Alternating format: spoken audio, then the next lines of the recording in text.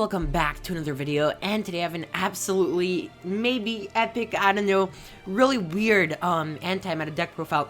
So basically, this is not traditional anti-meta. This is basically your opponent cannot summon anti-meta. It's super weird, but it does all the work, so be sure to smash the button and comment down below what you guys think of this crazy concoction right in front of us, and of course subscribe to the channel. Last video we got to 82% of you guys, so basically the goal was to get, so we were at 85% were not subscribed, and I asked for you guys to try to get to 83% not subscribed, and we got all the way to 82% not subscribed. So let's see if we can get it down to 80% in this video. So just if 2% more of you guys subscribe, that would make my day, like not only make my day, it will make my week. It will be absolutely insane. Just 2% and we're good to go. Of course, let's get right into the video. Alright, so first off, we're running triple Arc Lord Christia. Now, before I get into this, I just want to say all these cards are incredibly toxic, but regardless, this is purely for entertainment purposes only. Arc Lord Christia basically says neither player can special summon monsters, and that's it. The rest of the effects don't matter. You just need to tribute 2 monsters, and then you can summon it, and then neither player can special summon monsters. Very self-explanatory, and literally the exact same card over here, Vanities Ruler, except your opponent can't special summon monsters, and you are still allowed to. Level 8, 2 tributes, and you get to bring out this powerhouse, and your opponent just won't be able to summon anything. Triple Fossil Dyna. Yeah, just once again, neither player can special summon monsters, and then it does have a cool flip effect where if it's flipped, it destroys all special summon monsters on the field. This comes up when you don't have access to one of these bigger ones, and you want to hold off your opponent for a turn of playing or something, and then they just beat over it in battle or something. It's just a pretty nice card sometimes, and Dyna I do like having in the deck. Triple Vanities Fiend, it's the exact same thing as the others, except neither player can special summon, and it requires 1 tribute, which is important. And double Tiny Spirit Vishuda. Basically, if you have no effect monsters, you can special summon it from your hand, and then of course in the graveyard you can just banish it and target an opponent's card and bounce it to their hand, which can come up, but mainly you're using it as tribute fodder. Next up, we have Triple Seravis the Ancient and Ascended. This card is incredibly underrated and really forgotten about, and in this deck I want to protect the big monsters like Vanities Ruler, Christia, Fiend, and so on as much as possible from opponent's cards such as Imperm, Crackdown, and literally any other card that targets, because Seravis basically anytime your opponent's card or effect targets a monster you control, can quick effect discard it from your hand and negate that, which is really, really cool. Now that we got past the monsters, let me explain the spells, because the spells is really where the theory of this deck comes behind. 3 Pot of Prosperity, usually you just need like 1 or 2 cards to combo, so Prosperity is a better choice than Extravagance in this deck, but this isn't what I want to talk about. Let's get into the fun stuff. Triple the Monarch Storm 4th. This is going first deck, but this deck can go second, and nothing is like tributing your opponent's monsters to summon your own. It is incredibly powerful, and if you have Vanities Fiend, that's an instant out to Dragoon unless they negate or something, but you can bait out of negate very easily. It's an instant like any other monster, because like as long as you have one, you can just summon it. It is a very good card in this deck, but the main card I want to talk about right now, Triple Star Blast. Now, Star Blast is a special card that says pay any number of life points in multiples of 500 to reduce the level of 1 monster you control or that is in your hand by 1 for each 500 life points you paid until the end phase. So let's say you have Arc Lord Christia in your hand, and you decide, hey, so Arc Lord Christia is level 8, so if I have Star Blast and Arc Lord Christia, I can pay 2,000 life points, meaning I decrease it by 4 in my hand, and then I'm just allowed to normal summon the Arc Lord Christia. Same exact thing for Ruler, it's level 8, so if I decrease it by 4, I can just start to normal summon it. With Vanities Fiend, I can pay 1,000, decrease it by 2, normal summon the Fiend, and by that way, you have easy access to these massive monsters that your opponent won't be able to out by battle, and like just straight up make them unable to summon cards just because of this one card over here. And I do think this card is mandatory at 3 to properly play this deck. It's insanely powerful. But you may be wondering, wait, so the only way to play this deck is to open like 2 cards? No, that doesn't work. And you're right, that won't work. That's why there's more stuff. We have triple like Dragonoid generators. So this card, I feel like nobody has ever heard of, and with good reason, because it's completely irrelevant, but in this deck it is very relevant. Basically, it reads, activate this card by paying 1,000 life points. During your main phase, you can special summon 1 Dragonoid token, Machine Earth, level 1, attack 300, defense 300, in attack position. You cannot special summon monsters from the extra deck until the end of the turn.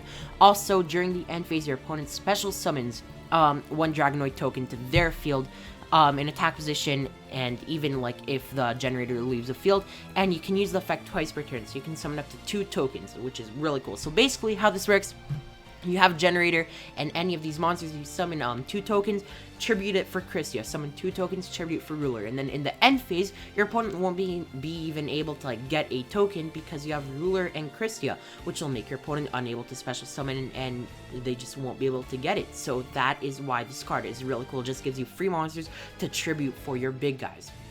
One instant fusion, not only does this act as a body, but this can also be tribute fodder. And obviously, like, summoning cards like Millennium Eyes Restrict, Thousand Eyes Restrict can be really useful for outing opponents' cards.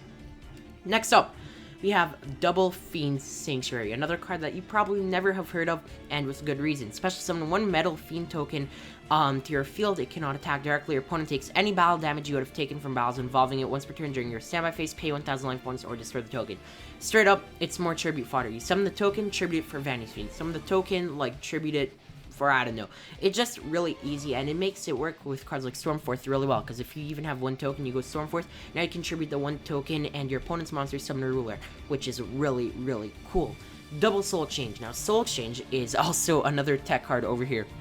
Target 1 monster your opponent controls this turn. If you were to tribute summon a monster, contribute that target as if you controlled it, and you cannot conduct your battle phase. It is basically a bad version of the Monarch Stormforth, but the Monarch Stormforth is such a good card in this deck that we are running literally 5 copies. We can just tribute our opponent's monsters, summon our own Vanities Fiend, summon like a Ruler, something like that. It's so good in this deck, it's kind of ridiculous. Now, onto the weird one-ofs.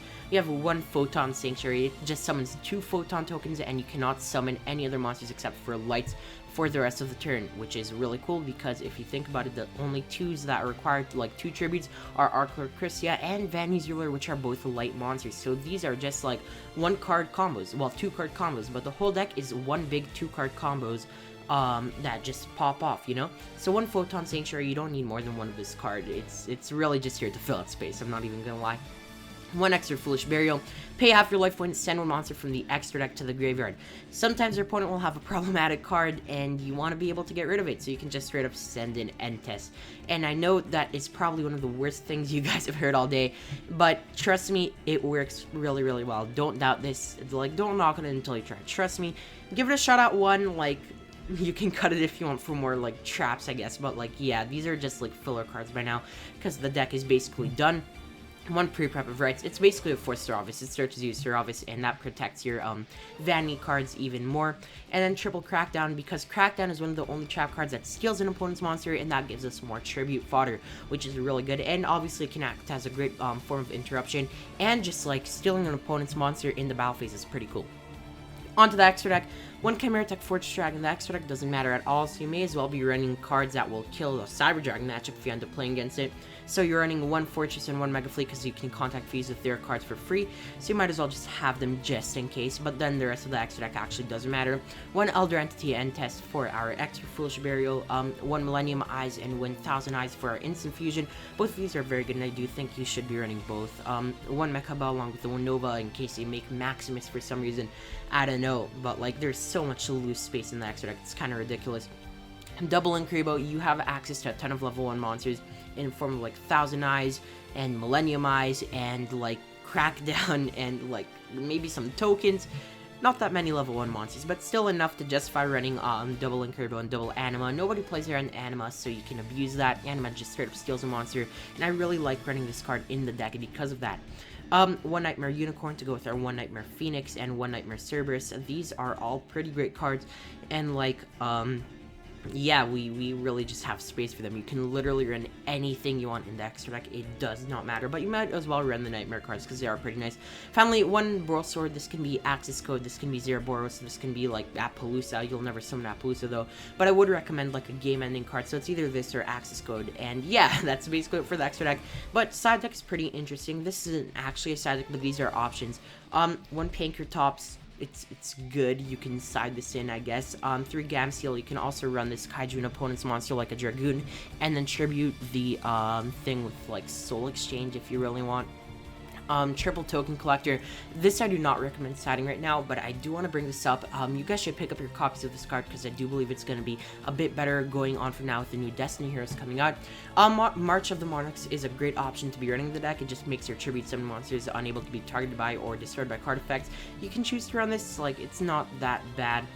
one Moon Mirror Shield. Like, you can also choose to run this in the main deck. I don't think it's necessary, or even in the side. These are just like options you guys can use. Mystic Mine I don't recommend, but in case you guys want to try it, I guess it might work in the deck. And Triple Evenly, this is a card that you can actually side, because it is pretty good going second. Thank you so much for watching. Hope you guys have enjoyed. If you did, be sure to smash the like and comment down below what you guys think of this crazy concoction of the deck. Of course, subscribe. Let's try to get to that 80% mark. That will be absolutely insane. And of course, I'll catch you guys in the next video. Alright guys, peace.